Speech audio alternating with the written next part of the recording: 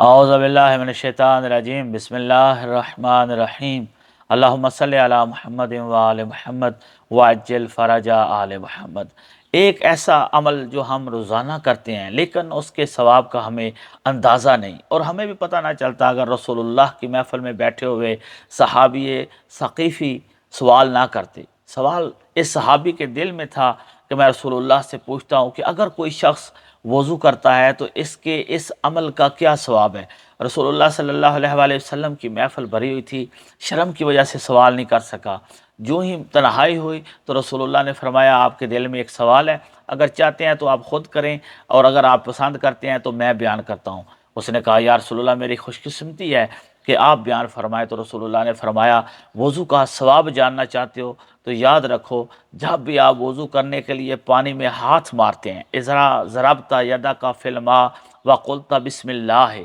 اور ہاتھ مارنے کے ساتھ ساتھ آپ بسم اللہ پڑھتے ہیں، تو جان لو جتنے گناہ بھی تمہارے ہاتھوں نے انجام دیے ہوتے ہیں وہ سارے کے سارے معاف ہو جاتے ہیں۔ اور انہی ہاتھوں سے جب پانی آپ اپنے چہرے پر ڈالتے ہیں تو اس وجہ سے، چہرے پر ڈالنے کی وجہ سے، تناثرت الذنوب التی اکتسبتها عیناک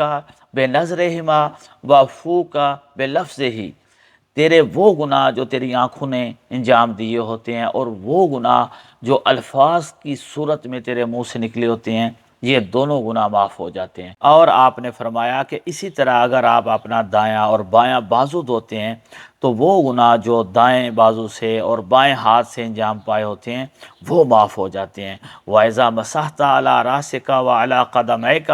اور جب آپ اپنے سر اور پاؤں کا مسح کرتے ہو تو تمہارے وہ گناہ معاف ہو جاتے ہیں جن کی طرف یہ پاؤں چل کر گئے ہوتے ہیں اور ان پاؤں کی وجہ سے سرزاد ہوتے ہیں، وہ گناہ معاف ہو جاتے ہیں، اور فرمایا یہ تیرے وضو کا ثواب ہے۔